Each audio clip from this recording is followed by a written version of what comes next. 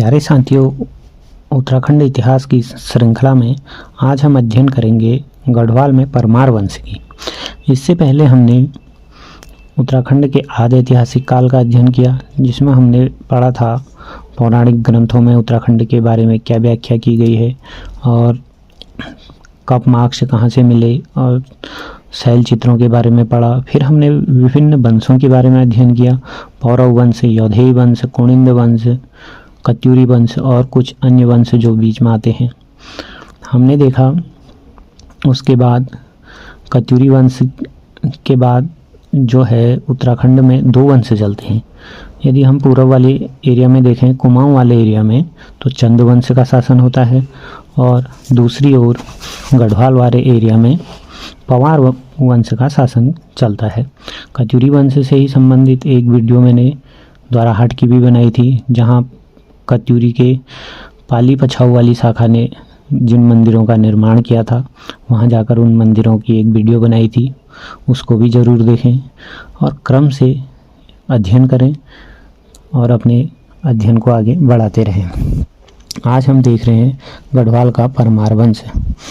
इस वंश का संस्थापक कौन था? यदि हम देखें उत्तराखंड इतिहास में, पहले तो हमको जानकारी बहुत कम प्राप्त होती है और इतिहासकारों में भी विभिन्न जानकारियों में मतभेद भी बहुत हैं। तो हम देखते जाएंगे कहाँ पर क्या मतभेद है।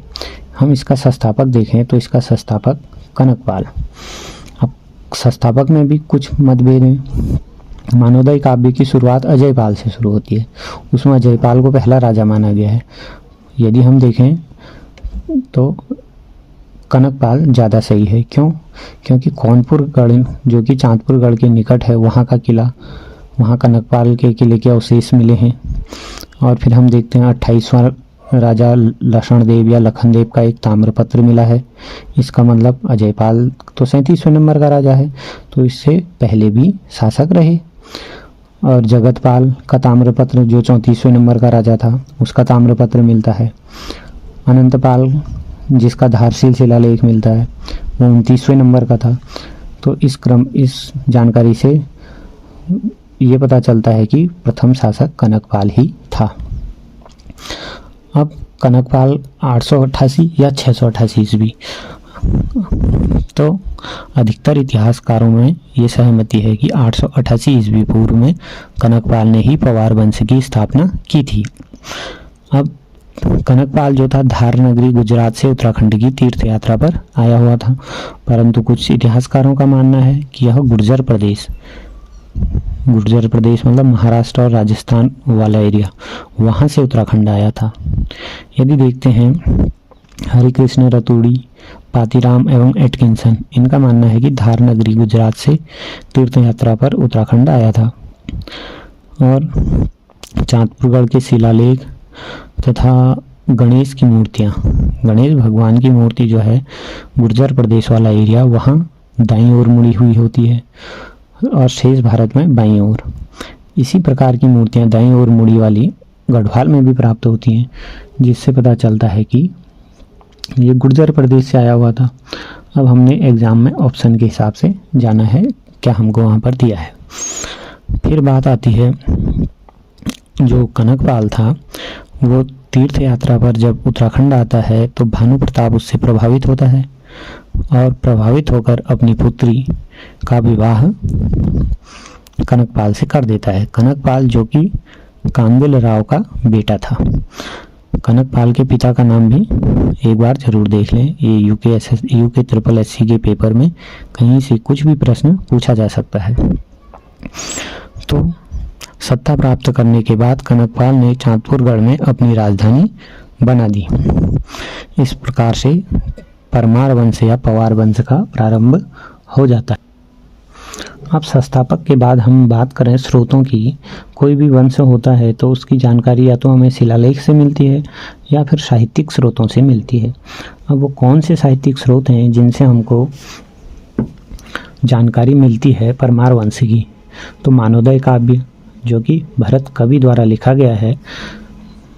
भरत कवि कौन थे? वो मान शाह के राजकवि थे। एक तो उससे जानकारी मिलती है, एक रामायण प्रदीप जो कि मेघाकर शर्मा द्वारा लिखा गया, उससे भी हमें परमार वंश की जानकारी मिलती है। और जो मानवोदय काव्य है इसमें अजयपाल के आगे की वंशावली दी गई है। महाराजा सुदर्शन शाह के द्वारा अपने ग्रंथ सभासार में भी परमार राजाओं की वंशावली दी गई है जो कि प्रामाणिक मानी जाती है। तो इस तरीके से 3 स्रोत तो हमारे ये हो गए। और कुछ सूचियां हैं जिनसे हमें परमार वंश के बारे में जानकारी प्राप्त होती है।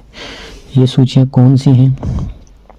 कप्तान हार्डविक की सूची 1796 में जो लिखी गई, वैकेट की सूची 1859, इसको सर्वाधिक प्रमाणिक माना गया है।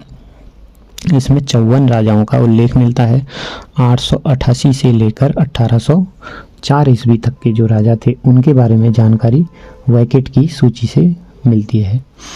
विलियम्स की सूची और एटकिंसन की सूची। एटकिंसन की सूची अल्मोड़ा के किसी पंडित से प्राप्त हुई थी और एटकिंसन की सूची को ही अल्मोड़ा सूची भी कहा जाता है। ठीक है, इस तरीके से जैसे रामायण प्रदीप है उसके लेखक कौन है, आया हुआ प्रश्न है। मानवोदय काव्य किसके द्वारा रचित है, ये भी इम्पोर्टेंट प्रश्न। भरत कवि द्वारा, या भरत कवि किसके राज कवि थे, मानशाह के राज कवि थे। इस प्रकार से बहुत से इम्पोर्टेंट प्रश्न बनते हैं। या वैकेट की सूची, विलियमसन की सूची, इससे हमें किस वंश की जानकारी प्राप्त होती है, ये भी प्रश्न बन जाते हैं। तो इस तरीके से हमको ध्यान से देखने की जरूरत है। उत्तरकाशी के परशुराम मंदिर तथा विश्वनाथ मंदिर से भी परमार वंश की सूची प्राप्त हुई है। इस प्रकार से 4-5 सूचियाँ ये होगी जिनसे हमको परमार वंश के बारे में जानकारी प्राप्त होती है और कुछ वंशावलियाँ होगी। फिर हम देखें जो परमार वंश है उनको चंद्रवंशी पवार भी कहा गया है। मानवोदय काव्य, रामायण प्रदीप, बाड़हाट प्रशस्ति और चांदपुर कर के शिलालेख में इनको क्या कहा गया है, चंद्रवंशीय परमार भी कहा गया है।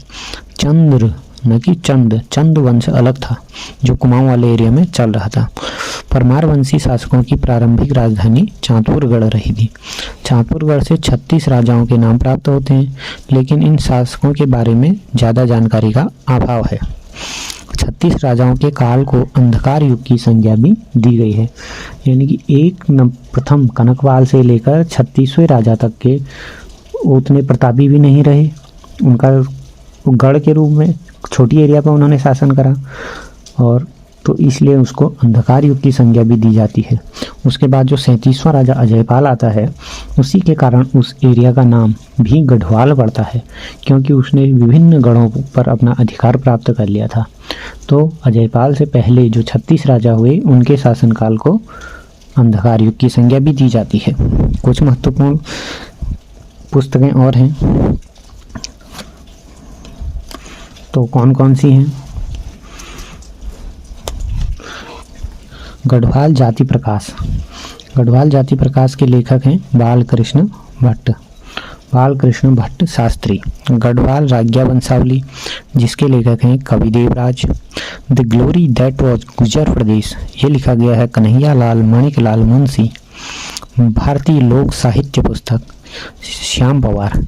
यानी कि ये कुछ किताबें हैं जिनसे हमको पवार वंश या परमार वंश की जानकारी प्राप्त होती है। इन किताबों से भी महत्वपूर्ण प्रश्न बन जाते हैं। क्या क्या हैं? गढ़वाल जाति प्रकाश बालकृष्ण भट्ट, गढ़वाल राज्ञा वंशावली कवि Devraj, the glory that was गुजर प्रदेश कन्हैया लाल माणिकलाल मुंशी, भारतीय लोक साहित्य, और इसके लेखक हैं श्याम परमार। पवाड़ा या पैवाड़ा क्या होते थे? ये वीर गाथाएं होती थी गढ़वाल में। गढ़वाल में भाटों द्वारा रचित गीत क्या कहलाते हैं? पवाड़ा या पैवाड़ा कहलाते हैं। जैसे कप्पू चौहान, विजयपाल का पवाड़ा, जीतू बगड़वाल का पवाड़ा, रिखोला लोधी का पवाड़ा, तिलूराव तेली पवाड़ा, माधव सिंह पवाड़ा, ये जो हैं वीर सेनापति रहे हैं पवार वंश में। तो इनके पवाड़ों से भी हमको परमार वंश की जानकारी प्राप्त होती है। यदि हम देखें तो उन परमार वंश की जो कुल देवी थी वो राजा राजेश्वरी देवी थी। कुछ अन्य ग्रंथ हैं जिनसे हमको परमार वंश की जानकारी प्राप्त होती है। वस्तु शिरोमणि ग्रंथ शंकर गुरु द्वारा लिखा गया है। फतेह शाह यशोवर्णनम रामचंद्र द्वारा। फतेह प्रकाश ग्रंथ रतन कवि द्वारा। गुलदस्त तारीख एकोह टिहरी गढ़वाल मियाँ प्रेम सिंह द्वारा। ये सभी पुस्तकें जिनसे हमको परमार वंश की जानकारी प्राप्त होती है महत्वपूर्ण हो जाते हैं परीक्षाओं की दृष्टि से। इससे पहले कुछ दिन पहले मैं देख रहा था गुलदस्त तारीख एकोह टिहरी गढ़वाल किसके द्वारा लिखी गई है? मियाँ प्रेम सिंह द्वारा। ये प्रश्न कुछ समय पहले समूह गौ के पेपर में आ चुका है। ऐसे ही परीक्षाओं की दृष्टि से सभी इम्पोर्टेंट हो जाते हैं। वस्तु शिरोमणि शंकर गुरु। फतेह शाह के फतेह वाले दो हैं, फतेह शाह यशो वर्णनम। फतेह शाह के यश का वर्णन कौन कर रहा है? रामचंद्र।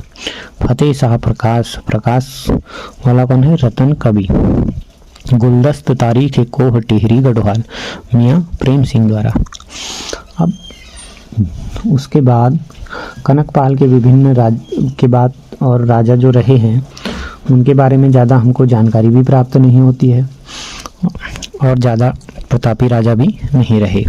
तो यदि हम देखें जिनके बारे में हमको जानकारी प्राप्त होती है, फिर आते हैं 24वें नंबर के राजा सोनपाल 1243 से 1250 तक। और इनके समय में परमार वंश दो भागों में बढ़ गया। एक वंश जो चांदपुर गढ़ वाले एरिया में ही शासन कर रहा था और दूसरा भिलंग घाटी यानी कि टिहरी में। सोनपाल ने अपनी राजधानी भिलंग घाटी टिहरी में स्थापित कर दी। ये भी एक क्वेश्चन बन सकता है कि चांदपुर गढ़ से भिलंग घाटी में राजधानी किसने स्थापित की? सोनपाल ने। इसी समय चांदपुर गढ़ में भी वो शासन चल रहा था। ठीक है, दो भागों में बढ़ गया था। भिलंग घाटी के सभी राजाओं को सोनवंशी राजा कहा गया। क्यों? क्योंकि सोनवंशी सोनपाल ने राजधानी स्थानांतरित की है, उसके वंश वाले वहाँ पर जो राज्य चलाते हैं वो सोनवंशी कहलाते हैं। सोनपाल ने भिलंग घाटी में खस राजाओं को हराकर वहां अपनी राजधानी बनाई थी। सोनपाल ने कुछ गणपतियों को हराकर गंगोत्री जाने वाले मार्ग पर भी अपना अधिकार कर लिया था। तो इस दृष्टि से जो 24वां राजा होता है सोनपाल, उसने अपनी राजधानी स्थानांतरित कहाँ की? भिलंग घाटी में। क्वेश्चन बन सकता है। फिर जिनके बारे में हमको जानकारी मिलती है वो आते हैं लक्षण देव या लखन देव। इन्होंने 1310 से 1333 ईस्वी में 28वें नंबर के राजा। इन्होंने भी भिलंग घाटी पर ही शासन करा। पवार वंश के पहले शासक थे जिसने स्वयं के तांबे की मुद्रा जारी की। तो स्वयं के तांबे की मुद्रा जारी करने वाले लखन देव या लक्षण देव। राजधानी स्थानांतरित करने वाले सोनपाल। 1.5 सेंटीमीटर की इस मुद्रा पर नागरी में लक्षण देव लिखा है। यह मुद्रा परमार वंशी अन्य राजाओं की मुद्राओं के साथ पुराना दरबार टिहरी से प्राप्त हुई है। तो लखन देव या लक्षण देव इनकी भिलंग घाटी के राजा थे, टिहरी वाले एरिया के, तो वहीं इनकी मुद्रा भी प्राप्त हुई है। परमार वंश में स्वयं की मुद्रा प्रचलित करने वाला यह प्रथम स्वतंत्र राजा था। मुद्रा का प्रचलन इसकी शक्ति का प्रतीक है। जो मुद्रा अपनी स्वयं की मुद्रा प्रचलित कर रहा है इसका मतलब शक्तिशाली राजा है ही। तो अभी तक की दृष्टि से देखें तो सबसे पहला संस्थापक कनकपाल, राजधानी स्थानांतरित करने वाला सोनपाल।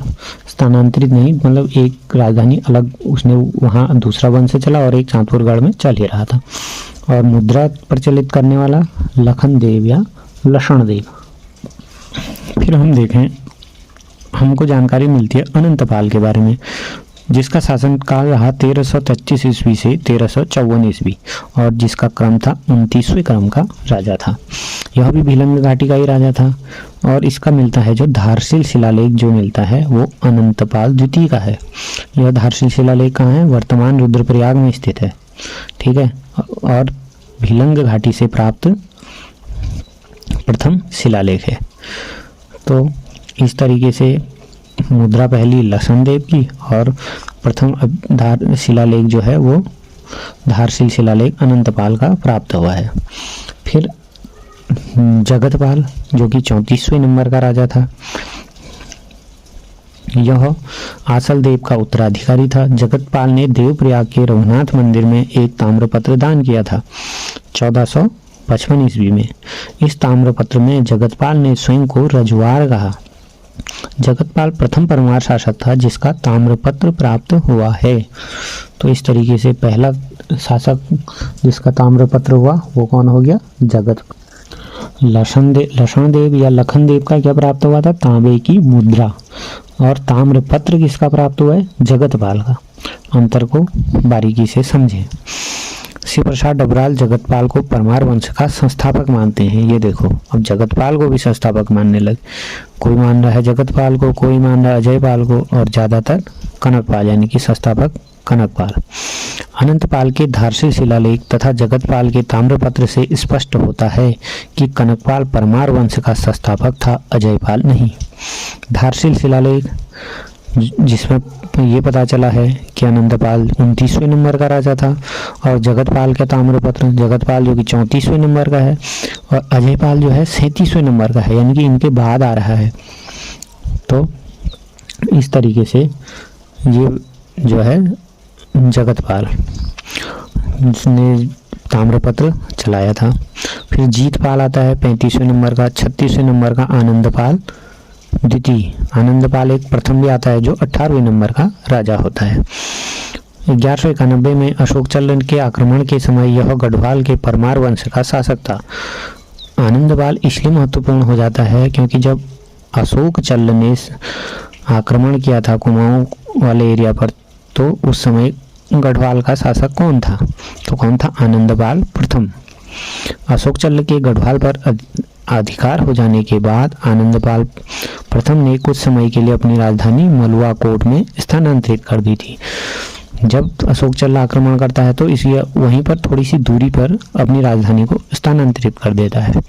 इस तरीके से आज हमने देखा किस तरीके से परमार वंश की स्थापना होती है, और उसके बारे में हमको जानकारी के क्या क्या स्रोत हैं। जानकारी के स्रोत जो हैं वो बहुत महत्वपूर्ण हो जाते हैं, इसलिए उनको ध्यानपूर्वक देखें। और फिर हमको कौन कौन से राजा थे उनके बारे में क्या जानकारी प्राप्त हुई, जैसे कि सोनपाल राजधानी को कहाँ ले जाता है? भिलंग घाटी में। फिर हमने देखा लक्षणदेव पहले तांबे की मुद्रा चलाता है। फिर आते हैं जगतपाल जिनका ताम्रपत्र प्राप्त होता है। एक राजा होते हैं अनंतपाल जिनका शिलालेख मिलता है। इस तरीके से हम अगले उसमें अध्ययन करेंगे 37वें राजा अजयपाल के बारे में। वही राजा हैं जिनके नाम पर गढ़वाल नाम पड़ा, और वही जो गढ़वाल के अशोक के नाम से भी प्रसिद्ध हैं। तो आगे की जानकारी हम अगली वीडियो में देखेंगे, जो कि परीक्षाओं की दृष्टि से बहुत महत्वपूर्ण होती है। एक प्रतापी शासक के बारे में पढ़ेंगे, और जिसने चैनल सब्सक्राइब नहीं करा है चैनल सब्सक्राइब कर लें। 4-5 किताबों का अध्ययन करके महत्वपूर्ण नोट्स बनाए गए हैं, और इनका ध्यानपूर्वक अध्ययन करें। धन्यवाद।